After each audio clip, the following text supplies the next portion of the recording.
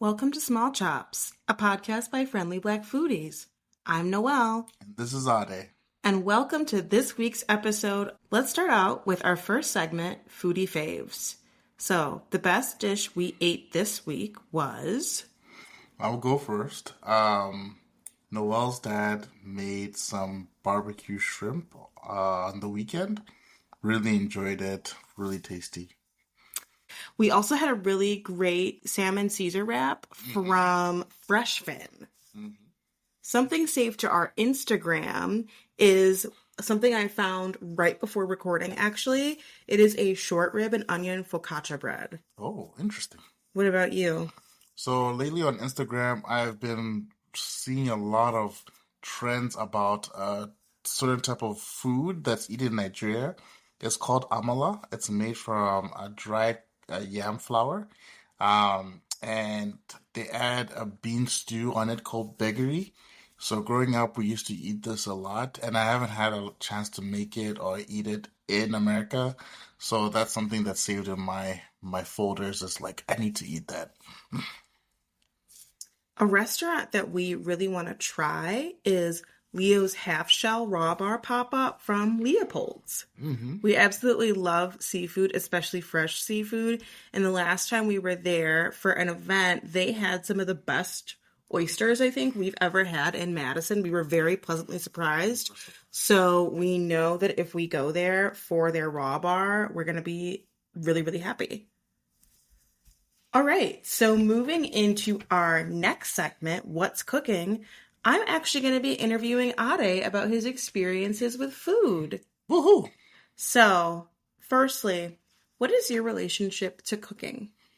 Oh, that's very interesting. So, I come from, as many people know, I grew up in Botswana and Nigeria, and cooking especially was very communal. I remember growing up, my mom used to work with the other ladies in my hometown when there was a big event, and like we used to cook together, make the menus together. It's a very communal experience. Eat together. Yep. How has your cooking evolved? I think my cooking has evolved because coming from an African cuisine growing up, I've learned to appreciate different cultures, and learn different techniques of how to make food. So, for example, in African cultures, many people will laugh, but Africans really like well done steaks. Yes. And exploring different cultures and different foods, people prepare steaks differently, and understanding how just that change and how preparing steaks can open up your palate in different ways. That's something that is very interesting to me. Also, something like ceviche, Mm-hmm. which is like raw, but you cook it with the this thing. I don't The think lime. the lime. I feel like a lot of African people from my hometown would be um apprehensive to it, maybe Mm-hmm. because it's raw. But yeah. I think you and I also are pretty apprehensive with raw food. I mean, I was used to eating well done steak really up until I met you, and I didn't really care for steak, rightfully so, because of that. It's not until I started ordering, I think I do medium well, because I'm Mhm. still not comfortable with like a ton of blood and all that, where I'm like, oh, steak and fries is actually like one of my favorite things to eat, or Yeah. steak au poivre is one of my favorite things to eat. Same thing with ceviche. I think even you and I, one of the times we made ceviche, we cooked the shrimp. We were like, nah, Yeah. we're not letting that citrus. We don't believe that that's gonna cook, or we don't believe we have the skill to do that correctly. I know you with like a runny yolk, that Mhm. is not your jam. I love a runny yolk, but we've talked about like, okay, like we're foodies. And that means part of our charge is to explore different cuisines, even if that's not necessarily comfortable. But one thing that you and I can't quite get past or are very scared to try is steak tartare. Oh, you've Absolutely. had So it? yeah, tartar. Yeah, I've had it before. It's pretty good. Interesting. Okay.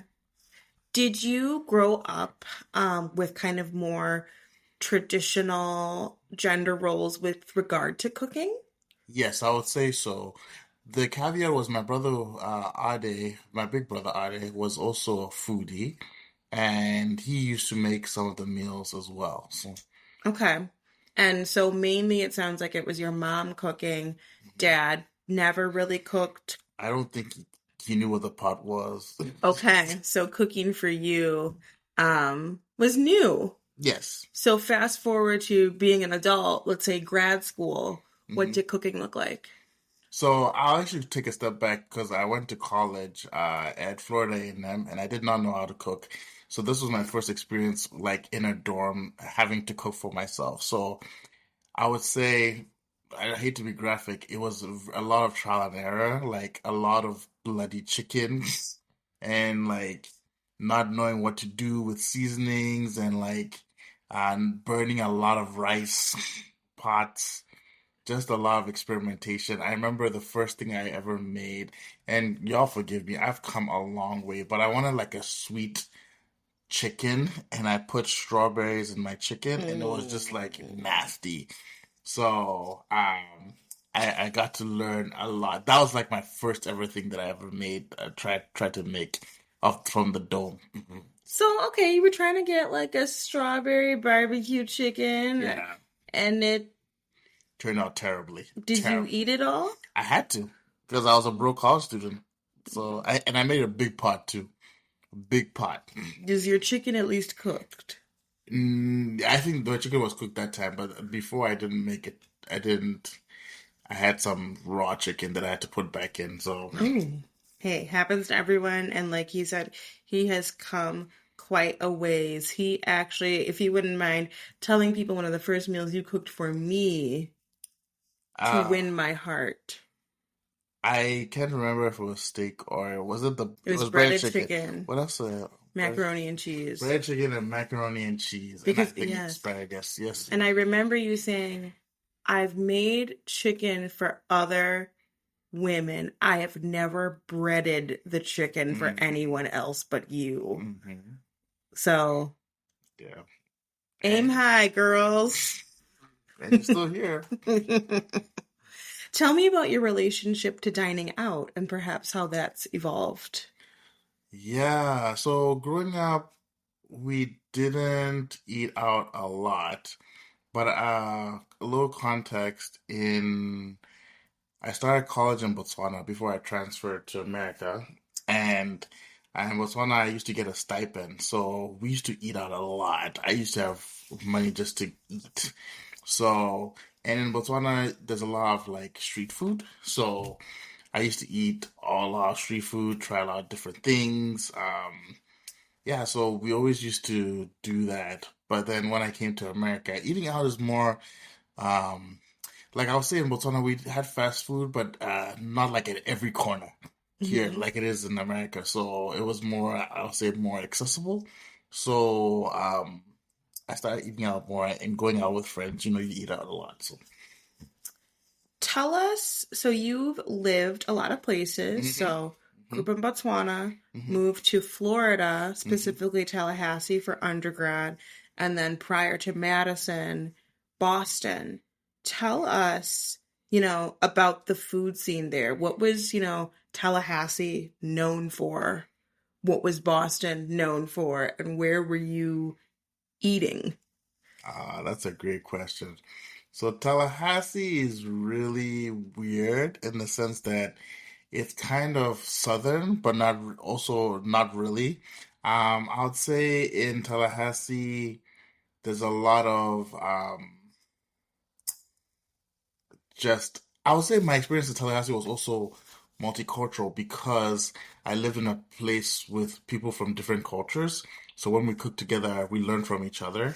Um, but in Tallahassee, I would say I really enjoyed the common American um, um, chains. So we had this thing of like after church, we would go to common chains like Gold Corral and stuff like that. We had this routine where we go to IHOP at 2 a.m. So common chains.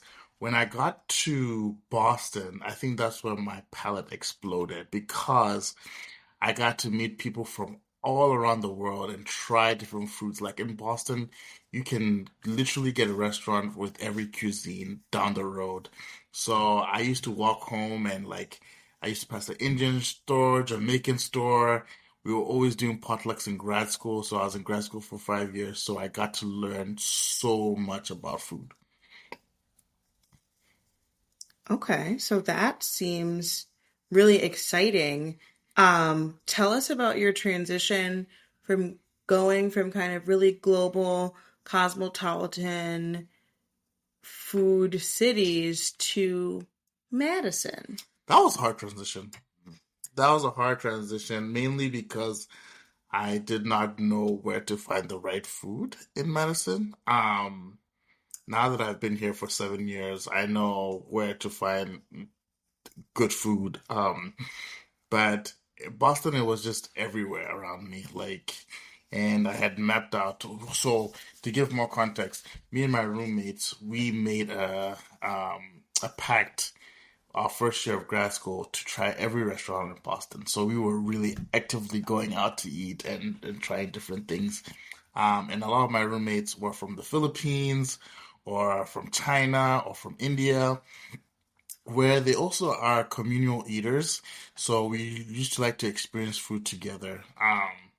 And then just coming to Madison, just being alone, I didn't have that community to kind of show me things around. So, but I would say it's not as diverse as a Boston, but there's still quite a bit of diversity in Madison. So, living abroad, Hmm. what were your first encounters with American food? Oh, yes. So in Botswana, um, we had some American friends. So the school I went to was sponsored by the American Embassy. And actually, to take a step back, I in elementary school, I went to a school that was run by an American pastor, and they used to get care packages. Hmm. So sometimes they would share the care packages with students. So we used to get all these candies like Hershey's. Um, that was the first time I heard about fluff, Oh, marshmallow fluff. marshmallow fluff, Oh. Rice Krispie treats and stuff like that. So there Hmm. was always like a treat that was around that we tried and stuff like that. Um, that's why I learned my love for apple pie Hmm. or apple crumble that we called it. So that was our real experience. And we also have like big chains that are American, so like KFC. But it's a little bit different, obviously. KFC is the biggest one that comes to mind. We had a Burger King as well. So Um, what did you think of American food that you were exposed to? we thought it was very fatty. So um, I think that's one thing that's really interesting living in America because it was easier to get accessibly healthy food off the street than it is to get healthy food in America. So, for example, I could spend $10 at McDonald's, but I could also get that $10 from the side street shop where I could get a plate of greens, meat, and carbohydrate. You could get a more balanced meal for cheaper, more quickly, just as quickly Just as you as could at McDonald's. exactly more readily. So Okay. that was a flop when I came to America. You mentioned exposure to like fluff, Rice Krispies, your now favorite apple pie. Yeah, What is an American dish that maybe like gave you the ick that you've now come to love? that gave me the ick. I still hate shepherd's pie.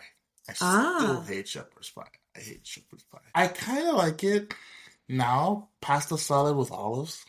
oh, Yeah, interesting. yeah. It's. I in the beginning I really didn't like it, but now I'm more amenable to it. My surprise is because olives are not welcome in this home for us to eat. If you're coming to our house and you want to get your Yeah, own olives, have at it. So that I raise an eyebrow. send it back with you. Yeah, okay, pasta salad with olives. That is a very, I believe, American, dare I say, Midwestern invention. Interesting. All Yeah, right.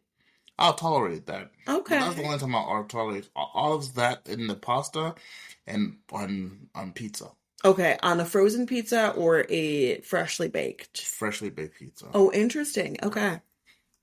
I feel like the flavor is muted on frozen pizza, so you can cheat, versus Mm, a fresh pizza is not, you can't get around it. So that's super interesting. So you mentioned a little bit about your experience cooking and fellowshipping together with your peers at FAMU. yes. Tell us about how you view food as connection, specifically thinking about your time living in the scholarship house at FAMU. Yeah, so for context, I was on scholarship at FAMU, and part of my scholarship was housing. So we were a group of 16 boys or men, let me say, who lived in a house, and we shared food and stuff. So what we did was every month we had a budget, and we had elected business managers that went to Walmart to buy food for all 16 of us. Our bill every month was like $400 per week. So, yeah, split across 16 people, it comes up to a couple dollars a week. So, and then we had a rotation where we cooked food. So, um, I would say this was my first time experiencing other cultures and stuff because everybody had different uh ways of cooking food or different staples. So I got to learn about Haitian cuisine. I got to learn about my Bahamian cuisine, which is where I learned my mac and cheese. Got to experience Chinese cuisine, and different things. And then also in the house that I lived in, there were two other girl houses. So that concludes this portion of What's Cooking. Thank you so much for telling us your story and how you kind of have a relationship with food and its evolution. In our next segment, we are going to do the simmer down. So, we are going to shout out a local favorite business. And this week, that is Flight Wine Bourbon.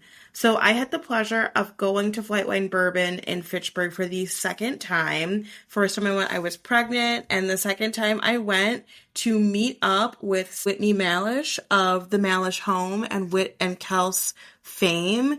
And I met up with her and her little 6-month old Mav. It was a super awesome and light filled space.